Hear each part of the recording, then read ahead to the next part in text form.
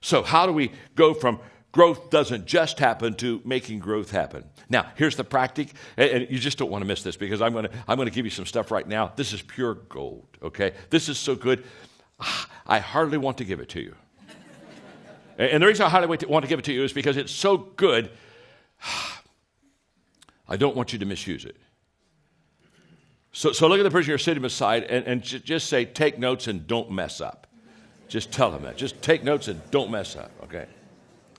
I'm going to give you an intentional growth plan right now. It's just so simple. Let's go. Okay, here's my intentional growth plan. Number one, make a commitment to intentionally grow. That's where it starts. You say, well, John, that seems really simple. Make a commitment to intentionally grow. Guess what? It's really simple. But can I tell you something? When Kurt Kampmeyer looked across that breakfast table and told me that if I was going to grow, I was going to have to grow on purpose. And I looked at him and I said, I'm going to start growing on purpose. Something happened within me. Something happened within me that just changed my life. It was just a simple commitment. Nothing that I thought at that time was going to change my life, but it was just a simple commitment. I'm going to grow. I'm going to grow intentionally. And it starts there. I want every one of you. I want every one of you, for yourself, for the people that you lead, make that commitment to intentionally grow. Number two, make that commitment public. A commitment that is not public is worthless. Because let me tell you something. We all have a tendency to stray. We all have a tendency to give up. We all have a tendency to get off course. Come on. But the moment that we start making it public, I can remember I couldn't afford that kit that I showed you. And I said, can you give me 30 minutes? And I lived where we were having our breakfast was close to the house. I said, I've got to show this. I got to take this and show it to Margaret. And I said, I ran home and I got to the kitchen table and I said, we can't afford this. It's $799. And we can't afford it. And so I've got to take it right back. But I just want to show you what we're going to save our money for. And we got it all out and got those cassettes out and we looked at the material real quickly and I put it back in the box and I went back there. But then I told my friends, I began telling my friends, guess what? I've made a commitment to personally grow. There's something beautiful about a shared commitment. A shared commitment becomes a strong commitment. Number three. Identify the areas that you want to grow personally in. Identify them. In other words, sit down and say, okay, where am I going to grow specifically? Now, I'm going to help you here. When you start identifying the areas that you're going to grow in, it should be at least 2 and no more than 5. 5's probably a little heavy. But it has to be at least 2. You say, well, how about just focusing on 1? Let me tell you why. You want to grow in an area of choice and you want to grow in an area of skill. So that's 2. So when I'm talking about an area of choice, I'm talking about maybe your attitude. That's a choice, isn't it? So I want to grow in an area of choice. Maybe it's discipline. And I want to grow in an area of skill. So for me, I started off with attitude and speaking because I was speaking. I was a pastor. I want to be a better communicator. So I said, okay, speaking, that's a skill. I'm going to work on that. I'm going to work on my attitude. So identify what are the 2 areas at least that you're going to grow in. And then number 4, invest 1 hour a day in those 2 areas. Every day, including Sundays. Every day, 7 days, 7/24, 7. Every day. Okay, and when you spend that hour, I'm going to even tell you how to spend the hour. You spend the hour this way. Here's the way it works. Preparation, practice, reflection. Preparation, practice, reflection. Preparation, practice, reflection. Preparation, practice, reflection. You do it every day. Whether it's your choice or whether it's your skill. You prepare a little bit, practice a little bit, reflect a little bit. Every day. You're going to find this is just huge for your life. Now, while I was doing all of that preparation, practice, reflection, while I was doing all that on my speaking, I was starting to go observe communicators. And when I would listen to somebody speak, I wouldn't listen too much about what the subject was. It really didn't matter. I was asking myself one question the whole time I would listen to them speak, and the question was, are they connecting with their audience? And I would write down, if they were not connecting, why they were not, and if they were connecting, why they were. In about 2 years, I became a master in understanding how to connect with an audience. Because I studied it, and I would listen, and I would watch, and I would observe, and I would come away and say, they did 3 things that were just powerful. Okay, I got to go practice that. Okay, prepare, practice, reflect. And I would just work on that. And this is the cycle that I worked, okay? Number 5, invest 1 hour a week on reflection and writing on what you're learning. To take an hour every week and say, okay, for the last 7 days, this is what I've been practicing, this is what I've been preparing for, this is what I've been reflecting, and start that. Now let me tell you the secret on this. Because I'm kind of now talking about writing, I'm talking about maybe journaling a little bit. Let me tell you something. Don't try to journal a lot. Start with jotting. Jot before you journal. See, I jot every day. I don't journal every day, but I jot every day. 4 or 5 words. Oh my gosh, they're just mental kicks for me, okay? And then at the end of the week, you may have like 12 jots down. You with me? And you go get those jots, and you say, okay, now I'm going to spend 35 minutes. I'm going to start writing. What did that mean to me? Just jot and then journal. And then number 7, this is huge. No, I'm sorry. And then number 6, share your growth with someone. Every week, find somebody that you can share your growth with. And let me tell you how this works. You sit down with, I want to tell you what I'm learning. I want to tell you how I'm growing. Now, here's how this works. This is beautiful.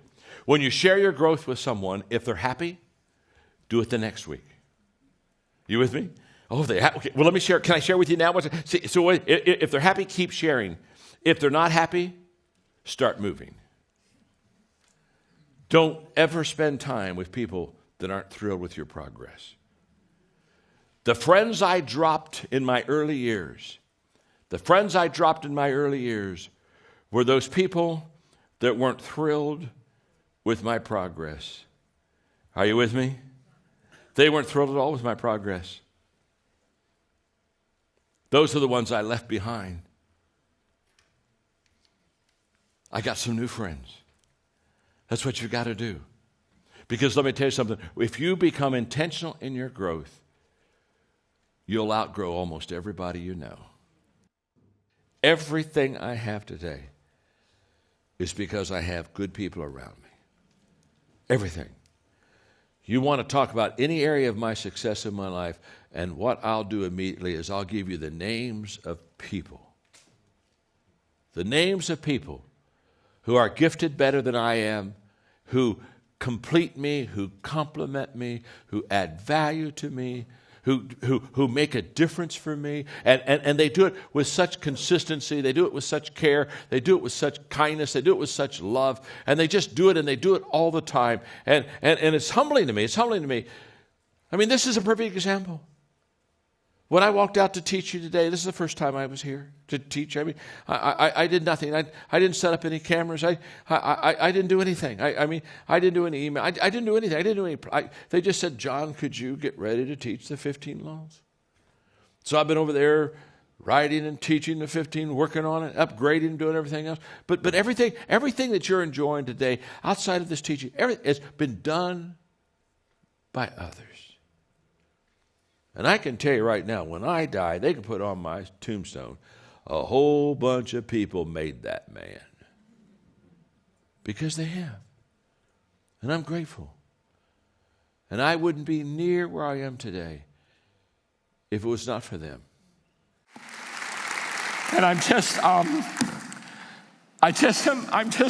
full of hope. Every year, I have 9 questions that I go through at the end of the year. The last week of every year, I don't go out and speak. Of course, this year, that's not a hard deal. But I always set that time aside, and I go through my calendar, like my 2020 calendar. I go through it every day and every hour for the whole year. And I do it every day for a week, and I have 9 questions. And I go through those 9 questions, and I just, every day I write with a different color, so I'll write with that.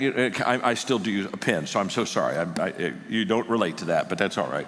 And I'll do it in green, and I'll do it in blue, and then I'll do it. And I put every day, so I layer my thinking so I can see the progress of my thinking. But I have 9 questions. And one of the questions that I ask every year is I ask God to give me a word for that year. And this year I got my word earlier than ever before. In fact, I got my word by the middle of December. I wasn't even asking for the word, and God gave it to me. Usually, one year it was literally 11 o'clock on New Year's Eve before I got my word. I thought that was a little close. But God thought I was a little slow. But this year, I think he wanted me to make sure I got, so he gave it to me. He gave me the word in the middle of December. So I've had 2 weeks to look, and the word is hope. The word is hope.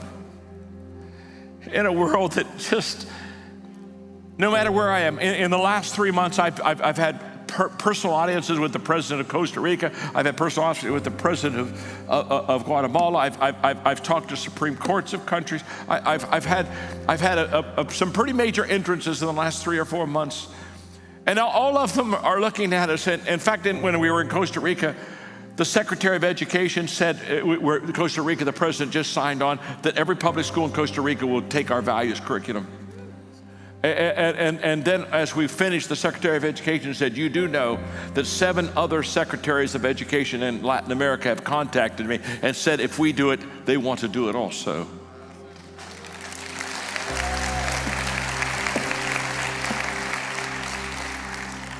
And by the way, you're very generous with Equip. And every year for many, many years, out of your missions budget, out of your birthday gift for Jesus. That's such a report, $2.6 million. Is it, I don't know, I might be wrong. Isn't that the best that we've done? No, we've done better. We've done better? But we'll get there. And it's in a COVID year. It's in a COVID year. Your birthday gift to Jesus, it goes for all kinds of wonderful helps. And one of them, you help us. You help us with the values curriculum and things we're doing. And I want to say thank you for that. But just I gotta close. But he gave me the word hope. And then he gave me 3 words with it: prosperity, affluence, and security. Prosperity, if you look at the word prosperity in the dictionary, it means to go forward with hope. Isn't that beautiful? When people talk about prosperity, it means to go forward with hope. So he said, John, I want you to teach people a prosperous life of going forward in hope. And affluence means to have a flow of abundance in your life. Not have a scarcity mindset, but to have a flow of abundance in your life. Hope is about abundance. It's all about moving forward. And then security means having faith that's greater than fear. So that's my word.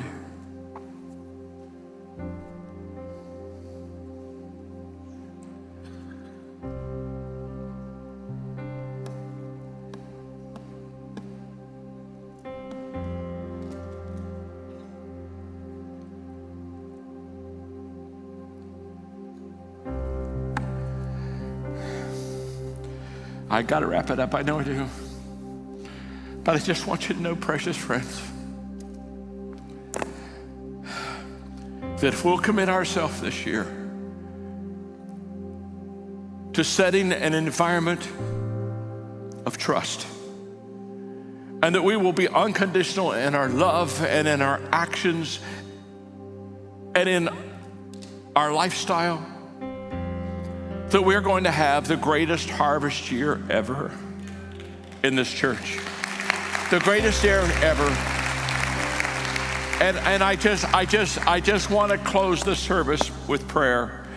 I love the prayer emphasis on this night. If you're going to have prayer emphasis on the 5 o'clock service, this is going to be my favorite service. Because I love it when the body comes together in prayer. Father, I just humble myself before you. And these precious friends, these people that love you, and they've been transformed. Their life has been changed.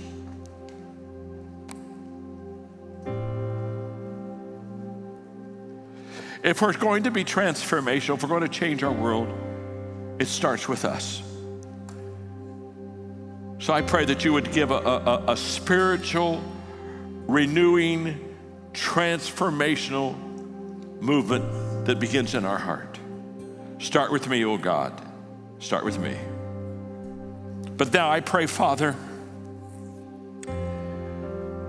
that you would see the heart of Christ Fellowship.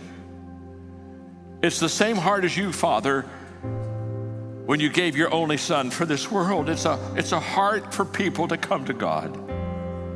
And I'm going to pray a prayer of anointing and favor and covering and blessing over this congregation and over every one of these individuals, Father, in their business, in their family, in their community. May we start transformation tables. And Father, may we see good people learn and embrace good values. And may they be lifted up so that we can be salt and light in the community that we live. I cover Todd and Julie, and I cover the staff. And I just pray, God, that you'll give them an anointing, a great commission anointing, that they will lead us.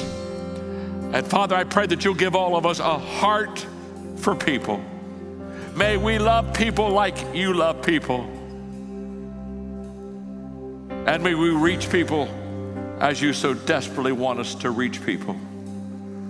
So we give you ourselves, and we thank you for hearing our prayer.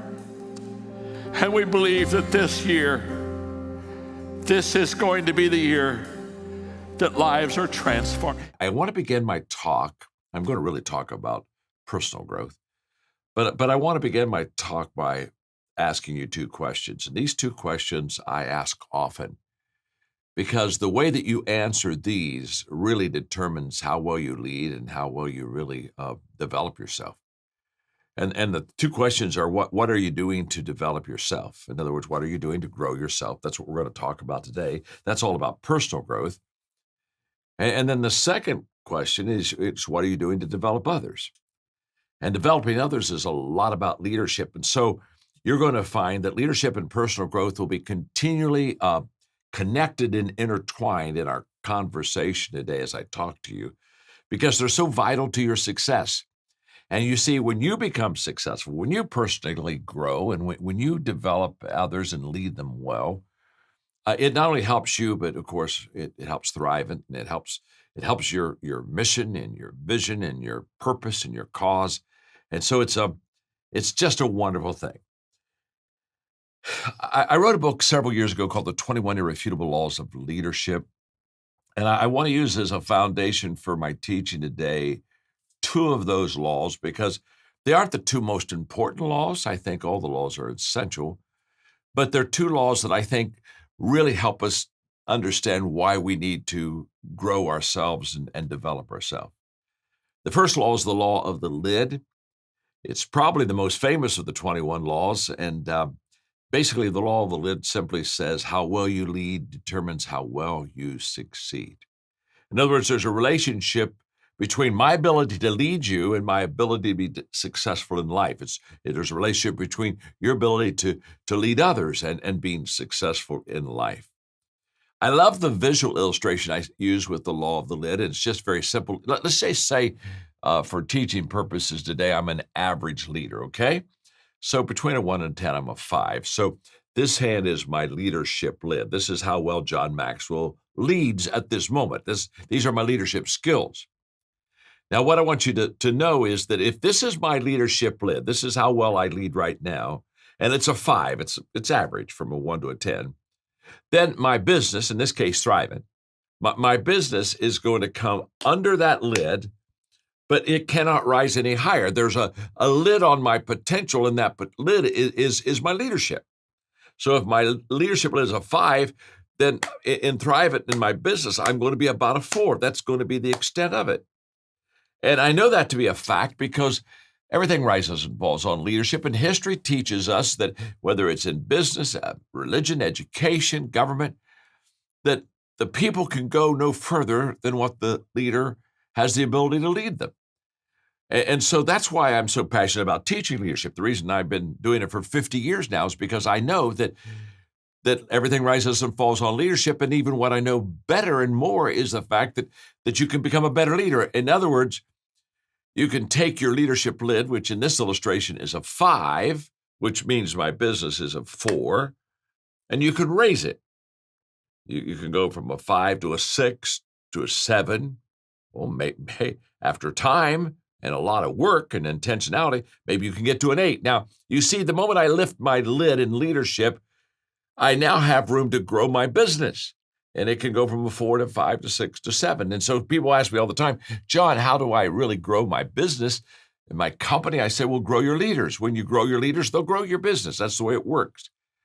And that's a very important law. And when we talk about personal growth and developing ourselves, again, I just would, as your friend, challenge you, make a real intentional commitment to develop your leadership.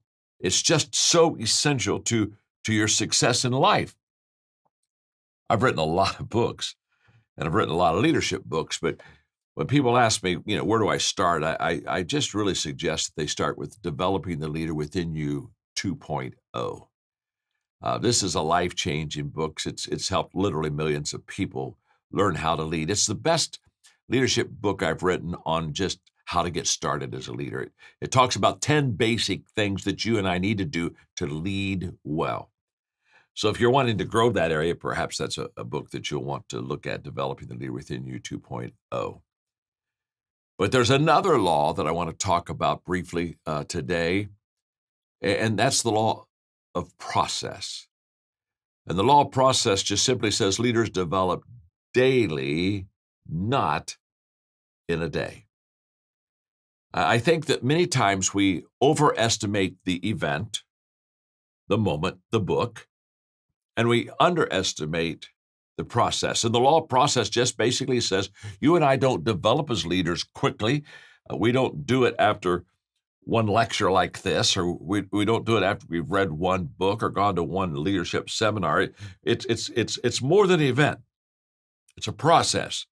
And if we want to be really committed to develop our leadership skills and raise that lid, again, what we really want to do is we want to be committed to consistency in intentionally developing ourselves as leaders.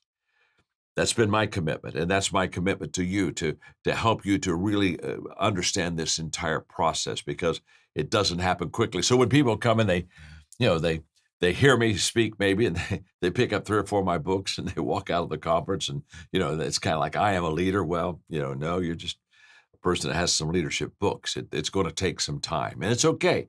Shortcuts don't pay off in the long run. And when you and I have the big picture, and when we see more than others see, and when we see before others see, and that's a common characteristic of leaders, then we'll understand and be willing to go through this process. You see, the question is now not how fast can I become a leader, but it's really how far can I go? And that farness is all about consistency and process. And I say that because what I'm about to teach you about personal growth is a continual journey. It's not, again, the points that I'm going to give you, and you write them down, you think about them, and boom, you just grow personally. Too many times we want magic, and what we really need to do is just be committed to the process.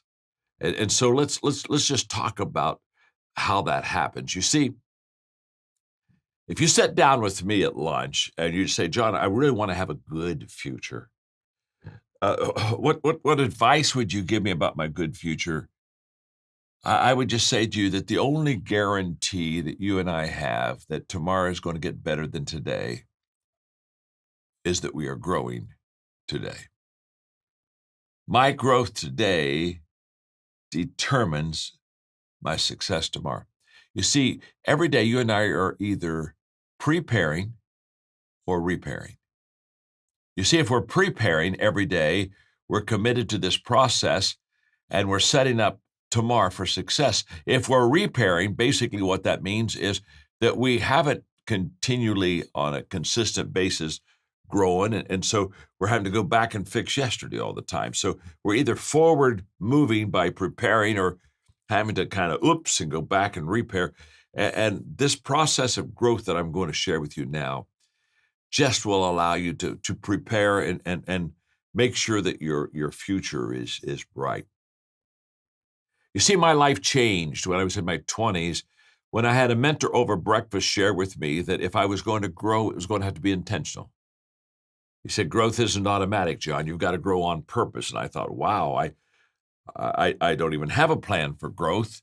And I need to find one. And then I need to be purposeful in it. And I need to continually grow. And that set me up on a journey, a growth journey that at the age of 74, I'm still on, and I'm still enjoying, and I'm still learning, I'm still expanding, I'm still growing, I'm still developing, I'm still asking questions, I'm still curious. And I want that for you, and it can be for you.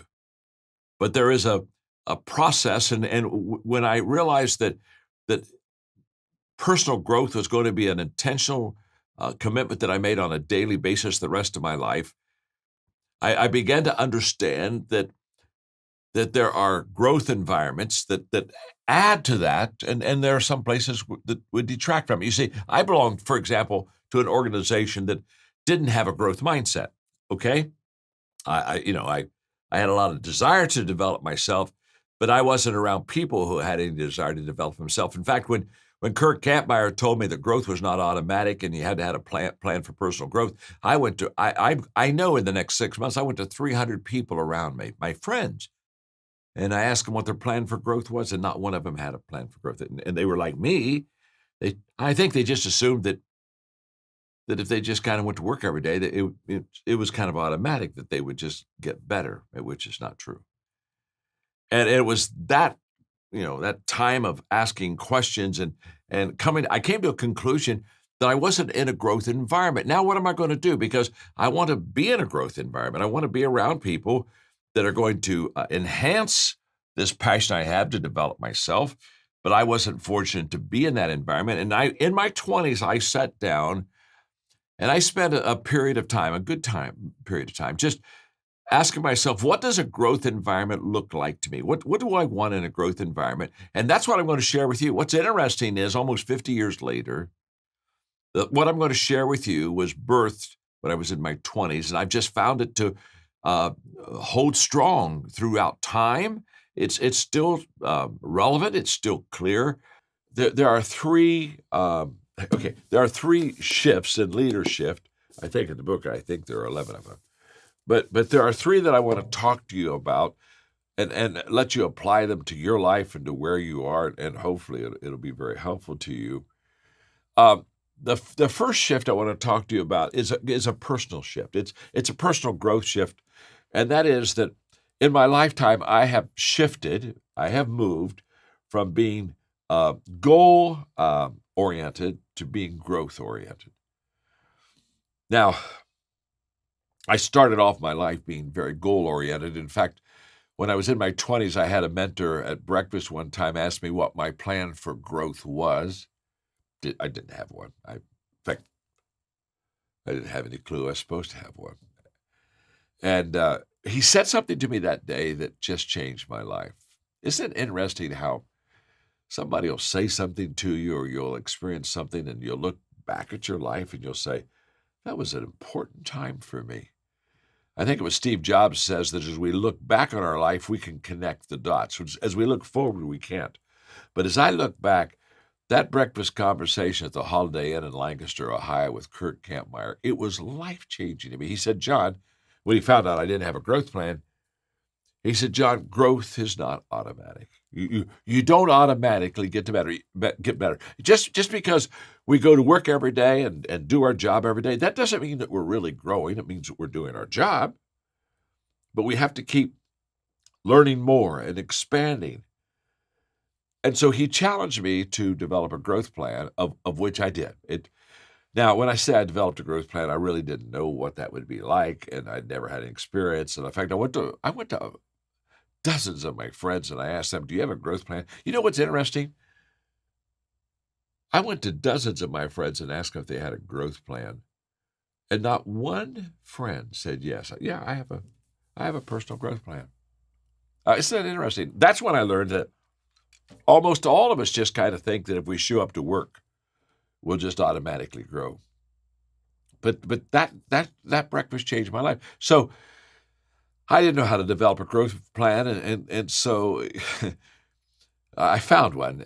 Paul Meyer of Success Motivation Institute out of Waco, Texas, had a goal-setting kit, and I never will forget because it was expensive. I mean, we're talking about 1973. I think it was like $795, and that was like a month's salary for me back then. And so Margaret and I, we didn't have credit cards. We just saved up for about 6 months until I could afford to get the personal growth plan. Now, here's what I want you to hear. So the first growth plan I ever had in my life was a how to set goals growth plan. And it helped me tremendously. In fact, I spent 2 years, I mean, it had cassettes, it had workbooks, it had practices. And I spent about 2 years really learning how to set goals and do all those things. And I can promise you, it helped me. It launched me. It was a specific growth plan to help me to grow, and I did. And then I heard Earl Nightingale. I heard Earl Nightingale say that if you would spend 1 hour a day, every day for 5 years on the same subject, got it? 1 hour a day, every day, same subject, 5 years. Earl Nightingale said that you could become an expert on that subject.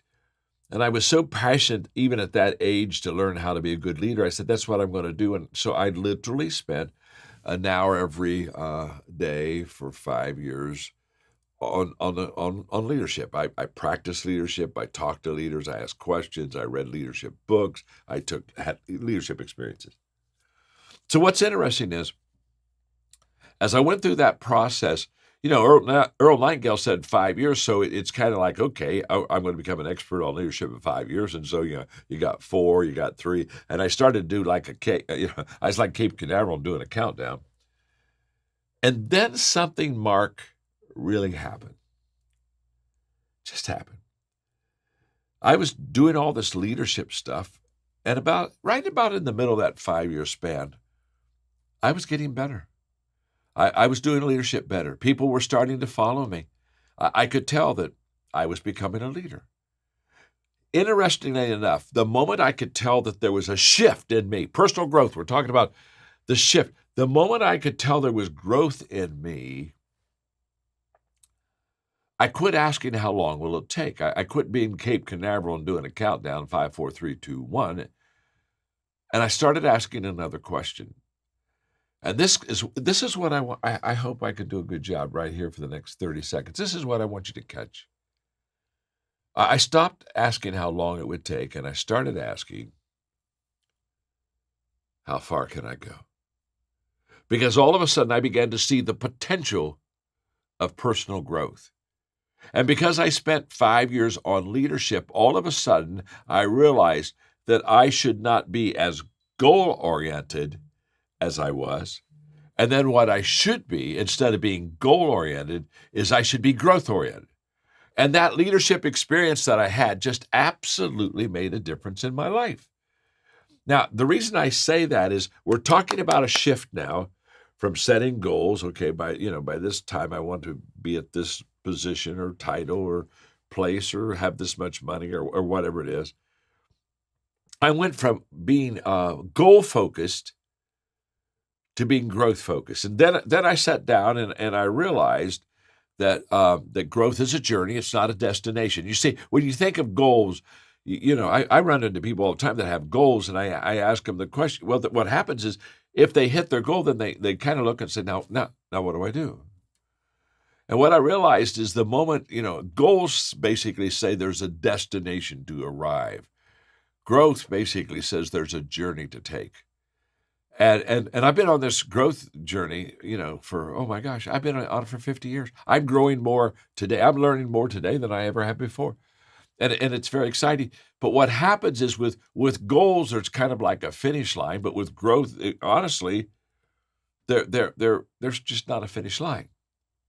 So then I began to ask myself, and this is I never hear anybody teach about this, but I hope this really helps you.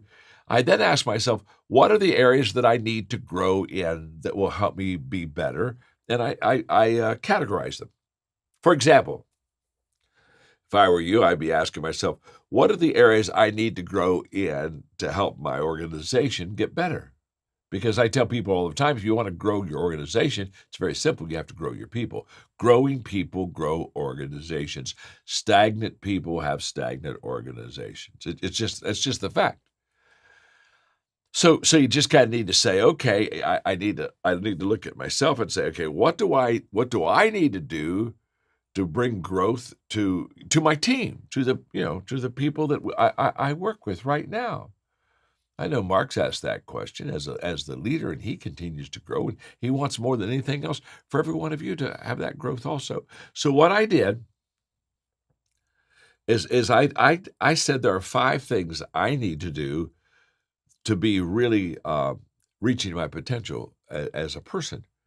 Now, the 5 things I have aren't going to be your 5 necessarily, but I'm just trying to teach and illustrate to you that if you'll make that shift from just setting goals in your life to being committed to grow in the main areas, in what I call the everyday essentials. What is it that is essential for me every day to do well, for me to be successful in life? And I came to the conclusion, for me, it was 5 things. Communication. I'm a communicator, obviously. Now, that may not be yours, but I said I've really got to learn how to communicate well. I need to learn how to lead well. I need to know how to equip people really well. I need to know how to like build teams, etc. I need to have an incredible attitude, this kind of a can-do spirit that would overcome adversity. And I need to be really strong in relationships. I need to know how to really connect with people. So these 5 areas are the 5 areas in my personal growth area. Now, I've got to be honest with you. Just time out for a second. I'm a believer. I'm a person of faith, and so faith was in there also. But that's not what I'm here for you today. But I sat down and I said, these are the areas that I really want to develop and grow myself. And I committed myself to that, and it was life-changing. It was literally life-changing. People ask me all the time, they say, John, what is your greatest leadership challenge? And I always tell them, my greatest leadership challenge is leading me. It's not leading you. I mean, here I am. I'm doing a little teaching on leadership today, and I'm certainly grateful for this opportunity. But I'll teach you these principles, and then you'll finish your conference and you'll go on with your life, and I'll go on with my life. And it's easy to tell you what to do. It's much harder for me to do what to tell other people to do. In other words, it's like I said one time, if I had to, spank the person that has caused most of my problems, I wouldn't be able to sit down for a week, because I have to always deal with myself. And that's why I like this leadership from goals to growth, because it's a personal thing. I would challenge you. This would be great, Mark, if the people on your team would sit down and have a discussion on what do we need to grow in to really help our team, really do better. If we really want to grow ourselves to grow the organization, then what are the 2 or 3 things? And don't get a lot of stuff. Don't say I've got to grow in 13 areas. Nobody's going to do that. It's too much. In fact, when I did 5, I thought, wow, that's a lot. And I focused on some more than others at different times in my life. But I just want to really challenge you to make the shift. Make the shift from just setting like goals at this time. I want to achieve this. I'm not anti-goals. I'm not. So understand. But what I am is I'm extremely pro-growth. Here's what I know. If you will take the essentials for success in your life, and you will say, I'm going to commit myself every day to growing in those areas, I will promise you, you will do very well in life. I promise that. In fact, when people ask me, as you look back at your life, again, I'm connecting the dots going backwards. What would you say is has been the secret of your success. I would say unquestionably. My commitment to intentionally grow every day. And remember, we have to be intentional in this because we don't grow automatically. Everything worthwhile is uphill. So it takes effort, it takes energy, it takes time. So when I made a commitment, when Kurt Kattmeyer at breakfast at the Holiday Inn in Lancaster, Ohio said, John, growth is not automatic. If you're going to grow, you have to be intentional. I believed him and I practiced that. And I can tell you for 50 years now, I am continually still doing it. Trust me, if you'll commit to personal growth, your family will benefit, you'll benefit, the company benefits, everybody benefits. Let me give you another shift that's in the book that I think is so essential for the success of you, your family, your incredible organization. Let's talk about the shift from maintaining to creating. This is what I call the abundance shift. And let me just say this. The natural thing for organizations to do is to maintain. That's why I teach people all the time, today's success is the biggest detriment you have to tomorrow's success. Because the natural tendency is, let's find a good way to do this, and then let's just keep doing it this way. So, let's, oh my gosh, I think we got it. Okay, let's just hold on to it. This is good. And what we don't realize is that it's impossible to maintain and be successful. That's why Mark gave you a new product launch. It's because he sees a better future, but that better future is not just doing what you've done in the past. If I always do what I've always done, I'll always get what I've always gotten. Okay, so that isn't what you want to do. You've got to constantly be, seeing more than others see, and seeing before others see. So when you go from maintaining, kind of holding on to what you have and trying to, hug it to death, to creating, you enter into what I call the abundance world. And the abundance world is an incredible world to live in. Basically, people in this world live in one of two camps. They either are in an abundance world or they're in a scarcity world. And if they're in a scarcity world, they're constantly scared. They're frightened. They're concerned because they just basically say, all I got is this, and I got to hold on to this because I don't want to lose it. If I lose it, I'll have nothing. Where an abundance mindset says there's more out there. In fact, let me just say this. An abundance mindset says there's always an answer. So when I run into people, they say, well, I don't think there's an answer for that. I just smile and I say to them, you live in a scarcity world. There is an answer. There's always an answer. Now, I may not know the answer, but the very fact that I believe there is an answer keeps me in the game. I was being interviewed recently, and somebody asked me, I've written several books and I'm quite creative, and they say, give me the key to creativity. And I know they were looking for some kind of a creative answer, like, oh my gosh, creative people, they just think in other worlds and dreams come true, and kind of ethereal. And I'll never forget, I looked at them when they said, what's the secret to creativity? I said, the secret to creativity is to believe that there's always an answer. Because if I believe there's always an answer, I'm always searching for the answer. And let me just say, when you go from just believing there's always an answer to even what I call super creativity, see, when you're really creative, you not only believe that there's always an answer, so you're always digging, looking for the answer. You know what also you believe? You believe there's always a better answer. See, this is huge.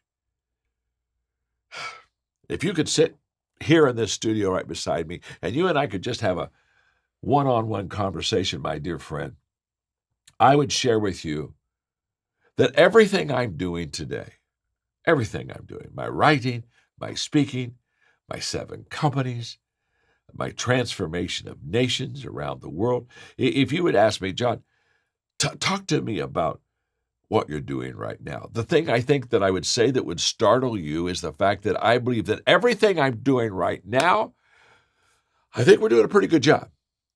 But I think everything I'm doing right now could be improved. I believe every day brings an improvement opportunity to me. I believe that every person has an improvement idea for me. I believe that everything can be improved. Mark Cole, who's the CEO of the John Maxwell Enterprise, a few years ago, we were in the Middle East and I was doing some speaking. One night we're having a late dinner and he said to me, John, I watch you. And you celebrate successes in our companies. I mean, nobody celebrates more than you. And you high five everybody and say thank you. And, we have a party or whatever we need to do with our success. And then he said, I watch you within 24 hours. You're right back to, let's go build the company. He said, I've never, I mean, it's just, he said, talk to me about this. He said, you don't celebrate long until you realize that you got to get back in the game. And that evening, we had a great conversation on the difference between best and better. You see, best is what I'm doing right now. I'm doing my best to do a good talk. I mean, Mark's a great friend, and I love him, and I admire your leadership, Mark, and what you do in your organization. So I'm doing my best for you today. In fact, I got up early this morning. I looked at my notes and I tweaked some stuff and how can I make it better for you? And so right now I'm delivering my best. I'm giving you 100%. I'm not giving you 50% and holding something back. I'm giving you it's my very best, but best is for now. Now, what do I mean by that? That'll mean tomorrow I expect if I give this teaching again to improve it. In fact, I won't settle for what I did yesterday. You see, best is for now. So I take my best and give it to you right now. That's what you deserve. But when tomorrow comes, best is no longer the ceiling. Best is the floor. And I'm saying, how can I get better? How can I do better on this talk? How can I help people more learn how to leadership in a better way? In other words, yesterday's best, which is my ceiling right now, is the floor tomorrow that I build on, because there's always a better answer. There's always a better way. I know that. I mean, I've been writing for a long time. And Mark talked to you about my books, and I don't know. I've written 88 books. I had a lady the other day tell me I'd written more books than she'd even read. And but by the way, don't get too impressed with that.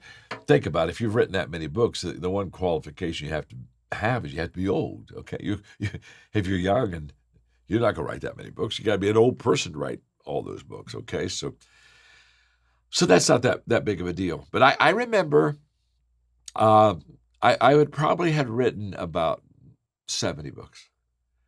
And at that time, probably my books had sold, I don't know, maybe 25 million copies. And I have a wonderful friend that's been with me on my writing team for many years who I write, and then he kind of wordsmiths, et cetera. And I sat down with Charlie, and I said, Charlie, I think I'm in a rut. And I'm writing, and it's, the books are really selling well, but I think I need to improve. I need to learn another way to write that can make me even a better author than I am today. And I remember Charlie looking at me and saying, John, don't mess with success. Good Lord, look how well everything's going. I said, no, you always mess with success. I can tell you that every organization, every person ought to have a success autopsy every once in a while. You just need to look at that, cut that sucker up and say, this is not good enough. It just isn't good enough. So I found a lady named Laura Morton, and her way of helping somebody write was different than mine. The way I write is literally, and by this true, I have a 4-color pen and a legal pad, and I literally write my books out. I kind of think and write. And Laura said, let's do a different kind of writing. Let's talk and write. And she sat me down one morning for 3 hours and turned on the tape recorder and started asking me questions. And I was answering their questions. She never took her eyes off of me. The tape recorder kept on playing. She just kept on asking questions. I just was talking the book. I was talking the book out. And that evening she would go and she would get it all typed up, everything that was said, and she would begin to form it. And make the long story short, my book Intentional Living, that was the book we did it on. I talked that book into existence. And it was a different way to writing. When I was talking, I was much more emotional than when I was thinking and writing on the legal pad. And I learned a new way to write. And now I talk my way into writing. I still think my way into writing. I had a whole new dimension. Now, here's what I don't want you to miss. She improved me. I got better. Why did I get better? Because there's always a better way. There's always a better answer. I never assume anything in my life. Never do I assume that I've nailed it and I've got it down. I always assume that how I'm doing it, it's my best. I've given it my best shot. But I never, ever assume, never, that I've nailed it. And so I'm always asking questions, and I'm always seeking out answers, and I'm always saying, no matter what we're doing, we can do better. I have a coaching company that's the largest coaching company in the world. We have 42,000 coaches in 172 countries of the world. And we've only been in existence a little bit over 10 years, and people ask me, how did you become so successful with the coaching company? And I tell them, we have a process. We have what we call a cycle of success, and this just really works. And the cycle of success is very simple. And by the way, it's a cycle, so we keep repeating it. I mean, there are 5 things that we do, and this isn't a journey to success. If it's a journey, honestly, we can pass something and never come back. But when it's a cycle, there's repetition, but repetition with growth. Let me explain to you. The cycle's five stages. First stage is testing. We're always testing. Why? Because that's the only way that you can discover something new. So you have to get out on the edge. You have to go where you haven't gone before. You have to do what you haven't done before so that you can learn what you've never known before. So we're always testing, and so because we test so much, guess what comes with testing a lot of times is failure. It just does. Why do you have so much failure when you have so much testing? It's because you haven't done it before. Yeah. So if you test 10 things in a year, you're going to have maybe a half a dozen failures. But if you test 100 things, you could have 500 or 600 failures. So there's a relationship on how much I test and how much I fail. But that's okay. It's okay. Because the reason that out of our failure, the fruit of failure is what did you learn from it? What did you learn? So when people talk about their failures in life, okay, I'll listen to your failure, but as soon as you're done, I've got a question for you. What did you learn? What did you learn? And if you did learn something, you go to the 4th stage of the cycle. So we test, we fail, we learn, and that's improvement. We improve. We just don't learn to have head knowledge. We improve to practice, to get better. How do you develop leaders? Practice leadership. So we've learned something. So now we practice something differently because of what we have learned. So we test, we fail, we learn, improve. And then the last stage of that cycle is then we re-enter. We get back into the game. But as soon as we're back in the game, we're back on the cycle. We again test, fail, learn, improve, test, fail. But watch me visually just for a second. We test, fail, learn, improve, and then we re-enter. And then we test, fail, learn, improve, and then we re-enter. And then we test, fail, learn, improve, and we re-enter. We test, fail, learn, improve, and we re-enter. Now you see what's happening. As we do the cycles, we're not repeating the same thing and getting the same results. We're repeating the steps because they're essential to success and they're essential to learning and growing. But every time we repeat those steps, we've upped ourselves. We've kind of gotten to a new level, and that's absolutely huge. It's huge in my life. It's huge in your life.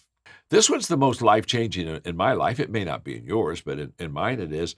And that's the shift from directing to connecting. This is what I call the communication shift. And when I'm directing you as a leader, and this is what I did as a young leader all the time. I was a directional visionary leader. I'd basically say, you need to know what I want you to do. You need to know what I know. So, excuse me. So I was always pointing into the hill and direction, say, let's charge that hill. That's a directing leader. A directing leader basically says, you need to know what I want you to do. But a connecting leader just really flips that. Instead of saying, you need to know what I want you to do, I look and I say, I need to know what you want. Wow, that's just totally different. And you say, John, how did you make that shift? I made that shift because I began to understand that I was leading by assumption. You see, you have to find your people before you can lead them. And so many times as a young leader, I wasn't finding my people at all. I was telling them what I wanted them to do. And I was never asking any questions. And what I was doing is I was leading by assumption. And that's, for a leader, that's horrible. Assumptions are that's the mother of all mess ups in leadership. When I assume that I know where you are on the team and what you're thinking, I'm already in trouble. I have to find you. And how do I find you? By asking questions. I have to find you, then I can lead you really well. I was being interviewed in New York a couple years ago when I was on a book tour, and the reporter asked me, said, John, what's the greatest change you've ever made in your leadership? I said, well, the greatest change is when I was a young leader, I was giving directions. Here's what I want you to do. Here's where I want you to go, take off.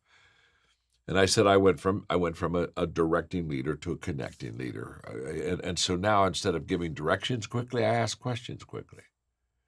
Why? Because I want to find you. I want to find out exactly where you are. I want to create common ground. I had a wonderful friend in the sports world, Pat Summitt. She was the basketball coach for the University of Tennessee Lady Volunteers. And in her world, in women's basketball at the time, she was on the same level as John Wooden was in men's college basketball. Great leader she was, a great coach. So she used my books with her team all the time, and we would talk. She would call me up and she would ask leadership questions, and I mentored her. And I never will forget one of our conversations. We talked about assumptions. What happened is I went up to be with her when her team was playing a basketball game, and at halftime I went into the locker room, and the girls, the college ladies, they set up. They had about a dozen chairs right up with a big marker board, and the coaches, they went out of the room, so I just sat in the back of the room where the players were. And one of the players went up to the marker board, and there were three columns. What did we do right? What did we do wrong? What do we need to change? And this fellow basketball player looked at her teammates and said, "Okay, let's talk about what did we do right the first half." And they listed some things they did really well. What did we do wrong? Okay, they listed some things, and then she went over to the change. What do we need to change column?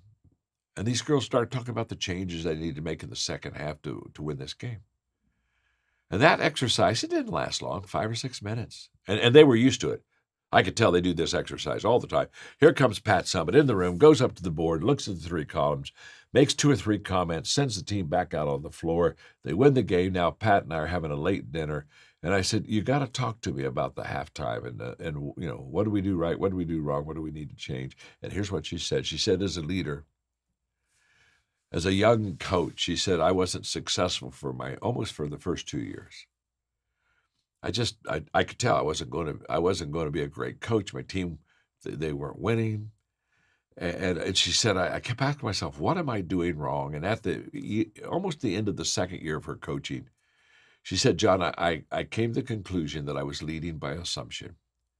That basically I was assuming that my girls on my team, they knew certain basketball basics, and so therefore she said, because I assumed I was coaching them from my thoughts and my perspective, not theirs, and I was missing them.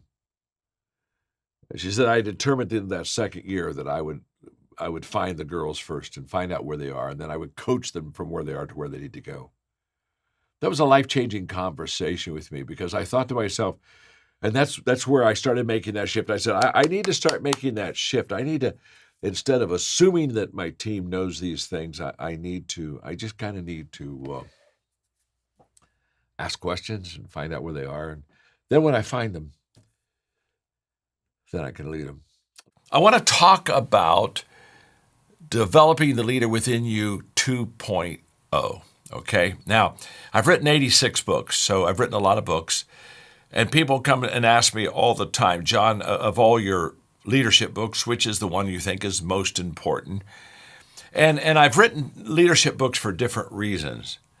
But what I want to share with you today that I think is really a take-home for you is the fact that if somebody said, John, what is the best mentoring leadership book you've ever written? Hands down, Developing the Leader Within You 2.0 is the best book to mentor other leaders in your organization.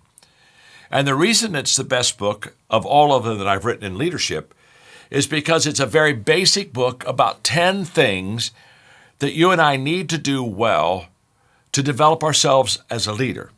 So let me just take a moment and share with you that when I wrote this book first, which was back in 1991, this was a breakthrough book in leadership. In fact, there were not very many leadership books written back then. They were mainly management books. And when I wrote a leadership book, it was even a breakthrough, not only because it was a leadership book instead of a management book, but it was a breakthrough because I shared with them, with the reader, that you could develop yourself as a leader. And up until then, people basically had the idea that leaders were born. And you were either born a leader or you weren't. If you're a born leader, you got to lead. And if you weren't born a leader, I guess you followed. And when I wrote Developing the Leader Within You, it just basically said, no, that's not true. You can learn to lead. You can develop yourself as a leader. And even more importantly, you can develop others as leaders. So as you think in the Jaeger group of your leadership, developing yourself, as you think in your organization about developing your team, the people that are on your team, this is the book, Developing the Leader Within You 2.0. And what I would suggest is that you get with your group and you take it just a chapter at a time. There are 10 chapters, 10 things that you need to be able to do well, to lead well. And take them, I don't know, once a month, once whatever the time periods are when you meet regularly with your team for teaching and for equipping practices. And it's just, if you did it once a month in a year, you could really develop yourself and develop your team into leadership. And so what I want to do, my purpose today is to give you an overview of the book. And the reason for that is if you have an overview, then you kind of have an idea of how it fits into your life as developing yourself, and you have an idea of how it fits in developing your team also. So let me talk to you about developing yourself as a leader. Chapter 1 is where I talk about the definition of leadership. And I define leadership as influence, nothing more, nothing less. In other words, if you and I can influence people, then we have the ability to lead people because people follow people that have influence with them. And this is an intentional influence. This isn't a social media influence like we like we see today so often. This is influence in a way that is very intentional. In building your business, you're wanting to influence people and lead people to be successful in the business, and you want to develop them and teach them how to develop others. So the Developing the Leader Within You, again, is your personal growth book for your leadership, but it's also a mentoring book for others. And we start off in chapter 1 about influence. Leadership is influence, nothing more, nothing less. Now, there's another leadership book that is very, very popular, and probably many of you have that one also, called The 5 Levels of Leadership. Let me give you a behind-the-curtain story about this book that nobody knows. I'm not even really sure I've ever really publicly shared it until right now. But The 5 Levels of Leadership, I started teaching that back in the 1980s, okay?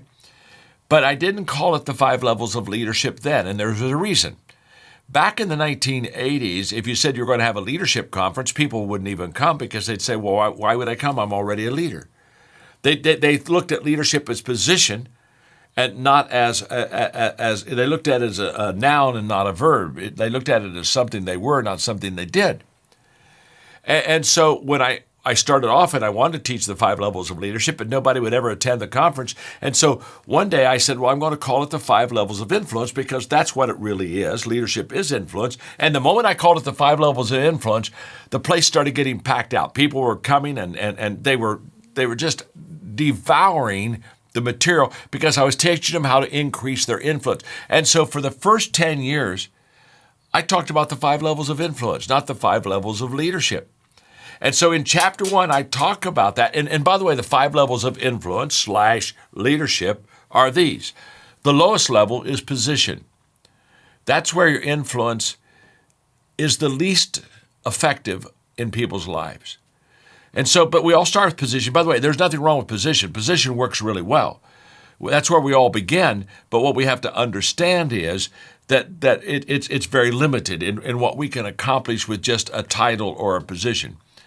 But now watch how you increase your influence. You go from level 1, positional, to level 2, permission, which permission leadership is all about the fact that you relate so well to the people they want you to lead. They give you permission to lead them. Now, as you go and become a permission leader, you still have the position, but you've increased your influence. And then the 3rd level is production. That's when you are successful yourself in the business. And by the way, the credibility of you leading others is your personal success.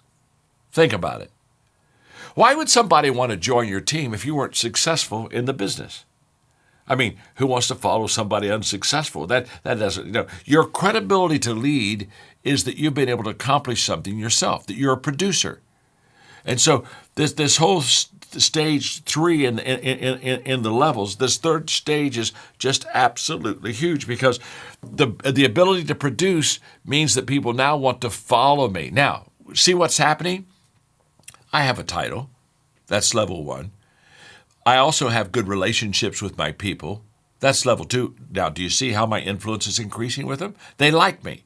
They want to be around me. But at level 3, I also am productive. I produce results for the company.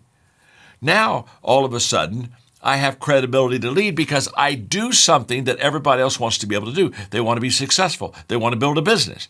The moment that I can build a business, everybody wants to be in my group. Why do they want to be in my group? It's, hey, guess what? If I'm playing basketball, I want to be on LeBron James' team. Of course. I have a feeling if it's me and LeBron, we might win. Why? Because of who he is and his ability to produce. So your influence increases with every level. So positional level, limited influence. Okay, now people like me. Okay, influence is growing. Now I produce, so I have credibility. Influence is growing. Then level 4 is where I develop other people. In other words, I'm not only good for the organization, I'm good for developing others. And so now I'm reproducing myself. Now, it's very simple. I don't need to go through all the 5 levels. The point that I'm trying to bring is very simple. You have to intentionally increase your influence. And chapter 1 of Developing the Leader Within You 2.0, chapter 1 is all about how you increase your influence. If you're going to start developing in your business young leaders, that's where you start with them. Now you're already beginning to see why this is such a good mentoring book for your team. It starts with helping them increase their influence in a very intentional, in a very progressive way. Now, chapter 2 is all about priorities. It's called The Key to Leadership, which is the ability to prioritize your life. Basically, this chapter is all about this statement. Activity is not necessarily accomplishment. You keeping busy in the business means very little to how productive you really are. I run into people that say, oh my gosh, I'm just so busy. I'm never impressed with busyness. Now, how do I go from being a very active, busy person to being a very active, productive person? There's just one word. Priorities. When I am busy doing important things that bring a return, all of a sudden, I begin to be successful in the business. Just as if I'm busy not doing things that don't bring a return, I'm not going to be successful. So it's not how much you work again. It's not how hard you work. It's how you've prioritized your work. For example, In this chapter, I talk about Pareto, the Pareto principle, the 80-20 principle. Basically, Pareto said this: if you'll prioritize the top 10 things that you have to do in your business, but prioritize them in matter of importance, number 1 being truly the most important, down to number 10 being the least important. You know what Pareto says? If you just did the top 2 things, just the top 2, you get an 80% return of everything you really want. Now, you've ignored the bottom 8. You've done a few things that have given you a high return. Pareto says if you don't do the top 2, let's say you did the bottom 8, you didn't do the top 2 at all. Now, you're 4 times working harder because you're doing 8 things instead of 2 things, but he said you're only going to get a 20% return. All Pareto is teaching us is that when we prioritize our time correctly, we get the highest return. When we prioritize our activities correctly, we get the highest return. And then he says, and this is huge, this is worth the whole book right here. When we prioritize people correctly, now this gives us a huge return. Another way to prioritize that I talk in the book in chapter 2 is what I call the 3 R's. And the 3 R's, you just ask yourself the question, what's required of me? In other words, what do I have to do? Secondly, what gives me my greatest return? And this is all about what am I good at that really produces business and income. And the third R is what is the most rewarding for me? What do I love to do? And in this chapter, I talk about, just like you want to align the stars, I talk about here you really want to align the priorities. You want to take your priorities and align them correctly, because that's where truly the great return is. So, when my activities are, when what I'm doing is what I'm required to do, and what I'm required to do also gives me my greatest return, which also is what gives me my greatest reward. When those 3 things come together, I am in my sweet spot as far as accomplishment. That's when you're in your priorities bullseye, when you can put the 3 R's together: requirement, return, reward. And in chapter 2, I just talk about prioritizing, because what you're going to find is people on your team, they're going to come in, they're all excited, they get busy, but are they effective? Effectiveness has nothing to do with activity. It has everything to do with prioritizing correctly. This chapter will teach them how do you prioritize your business and your people to give you the highest return. Now, chapter 3 is about character. I call this the foundation of leadership. Character is about who I am. It's about who you are. It's about what values we embrace in our life. Because we're passionate about helping people be bigger on the inside than they are on the outside, being better on the inside than they are on the outside. Can I tell you something? If you and I, our inside, our values, our character, if they're strong, we then begin to be very effective on the outside. If I'm bigger on the inside than I'm on the outside, can I tell you something? The automatic response I'll get bigger on the outside. I just really will. But I've got to get better first. It's my friend Truett Cathy, the founder of Chick-fil-A, who's passed away. Now Dan Cathy, who's the CEO, his son, is a close friend of mine. And this is a story of Truett when he was alive. They were having a very important Chick-fil-A business meeting, of which Truett was being pressed that they need to expand and get more stores and more restaurants. And Truett was pushing back and said, no, he said, we don't need to get bigger, we need to get better. And then he said, and this is the clincher, he said, if we get better, in other words, if we serve our people better, if we put together a better product, if we give better service, he said, if we get better, the people will insist on us becoming bigger. You see, Truett understood character. He understood that you got to be bigger on the inside than you are on the outside. In this chapter, there's a teaching that I do that I will promise you when you read it, for some of you it'll be very life-changing. I just talk about walking between the lines. And basically I say we walk a path. And in the path we walk, there's the middle part of the road, but on the right side of the road is my successes, and on the left side of the road, those are all my failures. And as I'm walking, There are times when I get a little successful. I get over on the right side of the road, and I'm just doing really well, and people think I'm amazing. And it's a great feeling. It's a euphoric feeling. Wow, I'm successful. But I basically talk about the fact that just, pretty much you walk down the middle. And you have some days of success, but also there are days when I'm over there on the left side and I'm in the failures ditch. I'm having mess ups and I'm not doing so well. And what I basically say is, if you're in the failures ditch, get out of the ditch. You don't want to that. Don't let that define you. That's not who you are. You're better than that. Get back out in the middle of the road.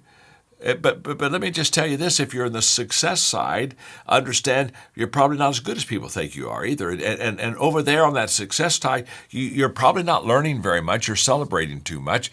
And basically, this whole character integrity road that I'm talking about is basically we spend most of our life walking down the middle, and that's where authenticity is. I realize that that I have good days. I realize I have bad days. I realize I have misses and messes, and I'm over in that failure ditch, but I also understand I have some hits and some successes, and I have them both. But by and large, I just stay in the middle of the road. I know who I am. I'm not as bad as my failures. I'm not as good as my successes. My name's John. I'm your friend. And in this chapter, I really talk about just the integrity, authenticity, and the character that you and I have to sustain the business that we are building. And that just becomes absolutely huge. And that's chapter 3. I don't think that people want a perfect leader, but I do think they want an authentic leader. And an authentic leader knows who he or she is and just is comfortable walking down the road, knowing, yep, I get to the left some, I get to the right some, but pretty much life is staying right down the middle. Chapter 4, I talk about creating positive change, which I think is the ultimate test of a leader. That's how I define that chapter. And in this chapter, I talk about what you and I have to do all the time. And what you and I have to do is we have to create positive change. I say this often. If you really want to be tested as a leader, the greatest test to define if a leader is excellent is what I call the U-turn test. And the U-turn test is all about you take something in your business and it's going down, okay? It's not doing well, okay? It's kind of falling. A U-turn leader is one who the business is not doing well. It's falling and failing, and that leader has the ability to slow down the bad, okay? And then kind of slowly turn it and level things out. Now, it's no longer leaking. It's no longer failing. It's kind of leveling, and then has the ability to take that team and start to bring them back up and take them all the way back to the top. That's a U-turn leader, and if you are a U-turn leader, if you can take your business in the difficult times, and in all businesses have difficult times, and we're losing a little bit and we're not gaining ground. If you can stop the losses, level it off, turn it around, then you have done it. And by the way, a U-turn leader has to be successful in helping people go through change. And people don't like change. People in your business don't like change. People in my business, they don't like change. They want the comfort zone. They want it to be like it is all the time. Do an exercise with me real quick, okay? As you're watching me, just cross your arms, would you? Now, as you crossed your arms, you've done that thousands and thousands of times. Can I tell you something, what I know about this? Every time you cross your arms, you do it the same way. And because you do it the same way, it just is so comfortable. It's natural. It's very natural. But you could cross your arms the other way. But you don't. I don't. We always do it the same way. This is where comfort is. Now, if you just take your arms and you just cross them the other way just for a moment, your first feeling is uncomfortable. Oh, my gosh, that doesn't feel good. In fact, the first thing you do when you're uncomfortable is you go back to comfortable. Now, I just use that visual illustration for a moment just to say to you and to me and to all of us today that change is always uncomfortable for people. And leaders realize that they have to understand how change works. And I talk about this in this chapter, and they realize the timing of change. For example, let me explain to you, there are 4 times that people change. They change, first of all, when they hurt enough they have to. They change, secondly, when they see enough they're inspired to.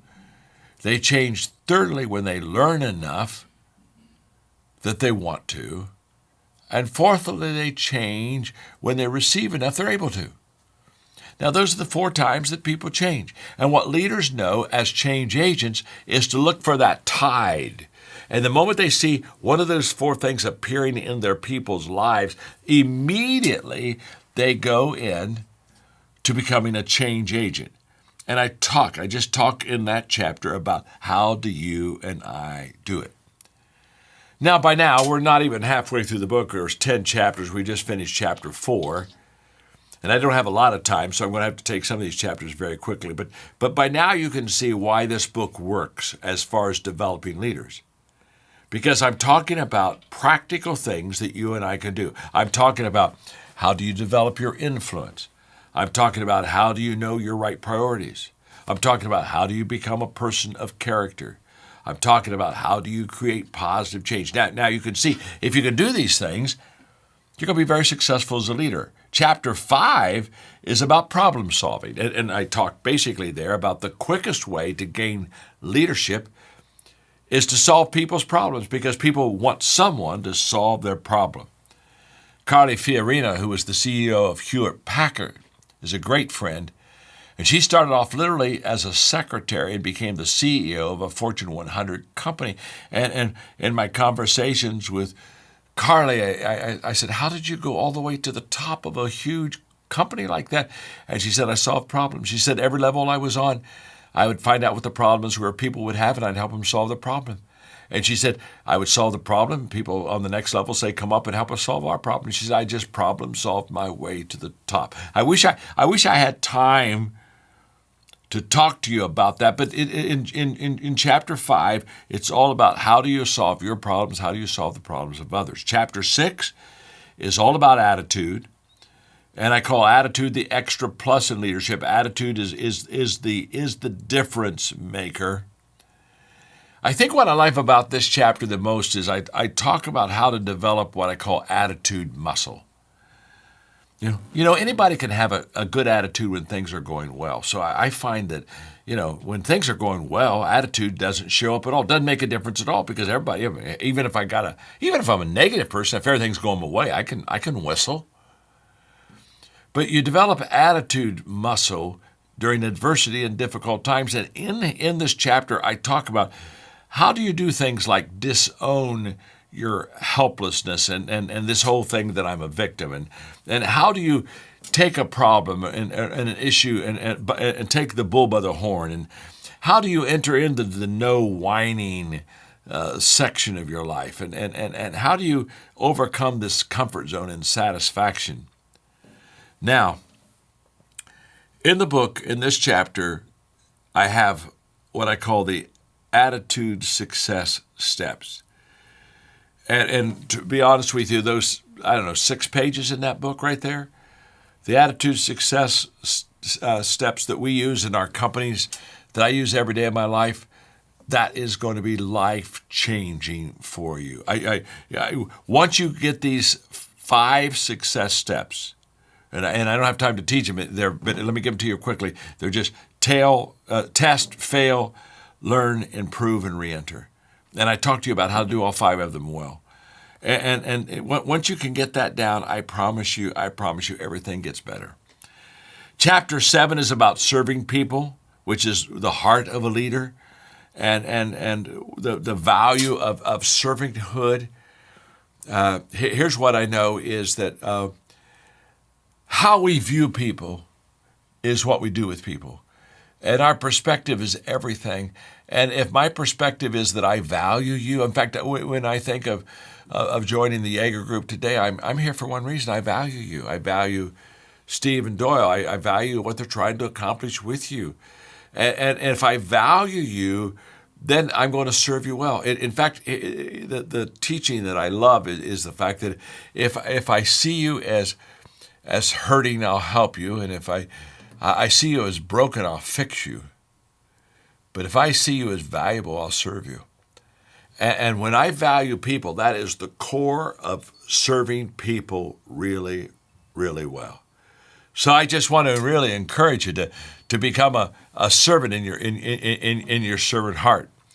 And then chapter 8 is all about vision and about it's the indispensable quality of a leader, that you've got to have vision. The one thing that leaders have in common is they see more than others and they see before others. And in this chapter, I talk about how do you see more than anyone else? And how do you see before others? And how do you anticipate so that you can lead people on the front end? I love that chapter. It's so practical and helpful. Chapter 9 is about self-discipline, which is what I call the price tag of leadership.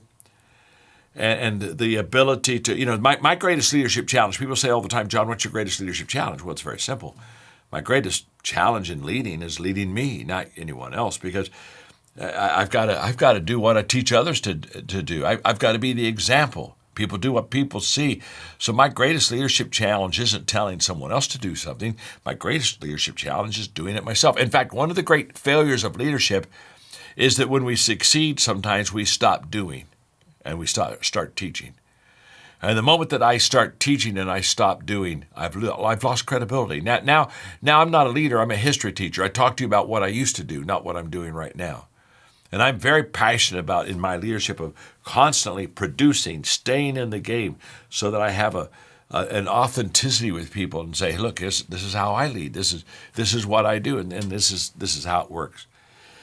And then the last chapter, chapter 10 in developing a leader within you is about personal growth, which is all about the expansion of a leader. How do you expand yourself as a leader, and how do you develop? I'm people wouldn't understand this because I'm known for leadership, but I think I'm probably as passionate, if not more passionate, about personal growth, because as the only guarantee that tomorrow is going to get better than today is that I'm growing right now. If I'm not growing right now, there's no what would make me think that tomorrow is going to get better than today if I'm not growing right now. So the last chapter is how do I grow myself, and why? Two advantages. When I grow myself, I develop what I call growth capacity, which means very simply, I have the capacity to grow faster and bigger than other people. Why? Because I've developed my capacity. It's like when you go into the gym and you get physical capacity. It's like when you study and you get mental capacity. Well, I have personal growth capacity. And the other reason that I grow and love it is the fact that as I get bigger and I grow more, I can help my team also grow more. As leaders, we become the lid on our people. And if I stop growing, my people stop growing. If I stop learning, my people start learning. If I stop doing, my people stop doing. People do what people see. So the last chapter is about personal development and personal growth. And I had a guy, let me just close with this kind of amusing little story. I had a guy a couple of years ago when I was doing a conference who came up to me. And he looked at me and he said, John, what you taught today was amazing. This is life-changing stuff. And then he asked me the question. He said to me, I wish I would have heard you teach 20 years ago. And I smiled. I said, no, you don't. And he said, no, I really do wish I could I've heard you 20 years ago. And I said, no, you don't. And I could see that I'm throwing him a real curve. He said, well, what do you mean? He said, look at the stuff you taught me today. If I could have heard this 20 years ago, look how it would have changed my life. I said, if you heard me 20 years ago, you wouldn't have heard what you heard today. I wasn't born with this out of my mother's womb. I've grown into this. And every day why do I write more books? Because I keep learning. Why do I do more teachings? Because I keep learning, because I keep growing. I want that for you. I want you to have that growth capacity.